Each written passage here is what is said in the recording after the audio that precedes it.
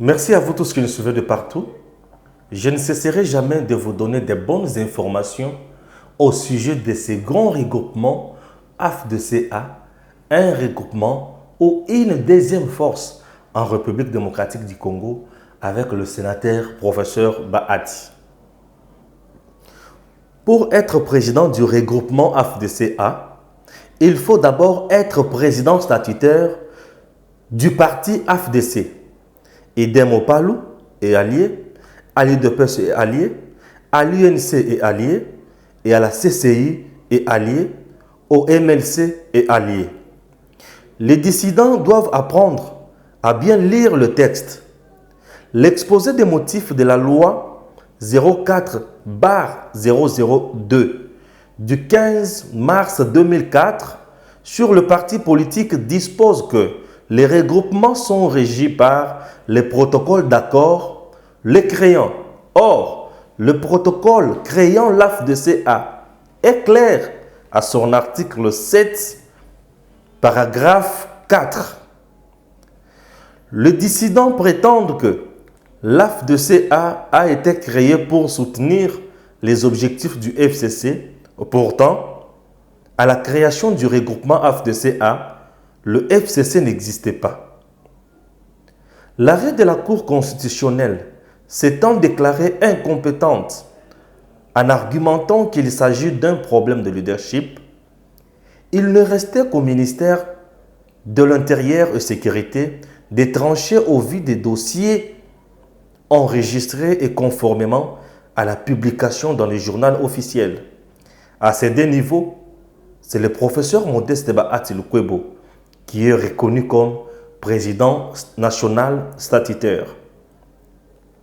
La conférence de présidents, organe suprême du regroupement AFDCA, est restée dans sa grande majorité, soit 27 partis politiques sur le 31 partis fondateurs.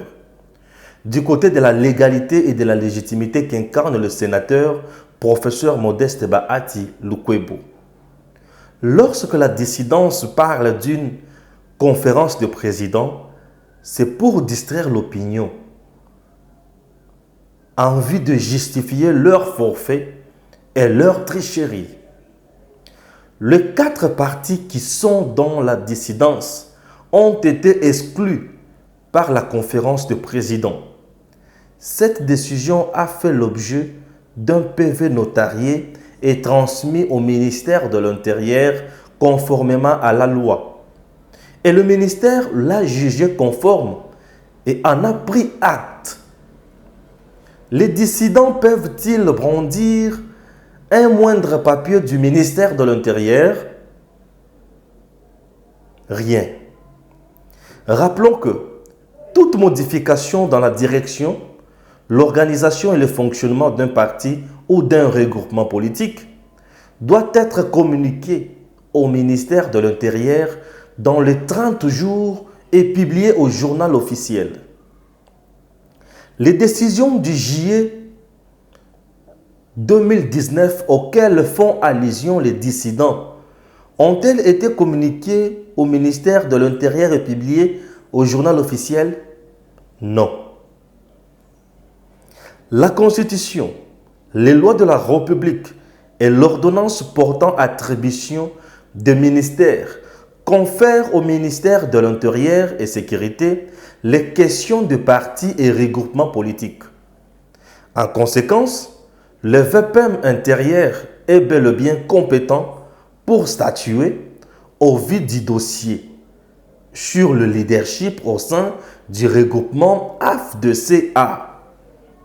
L'opinion publique sait que les dissidents sont instrumentalisés par un parti politique bien connu que nous ne voulons pas citer pour affaiblir et tenter d'anéantir l'AFDCA par peur et jalousie.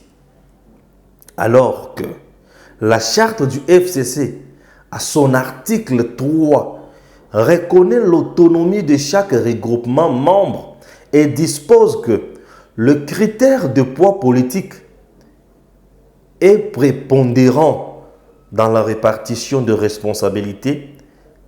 la candidature du sénateur professeur Modeste Bahati Lukwebo au perchoir du Sénat a été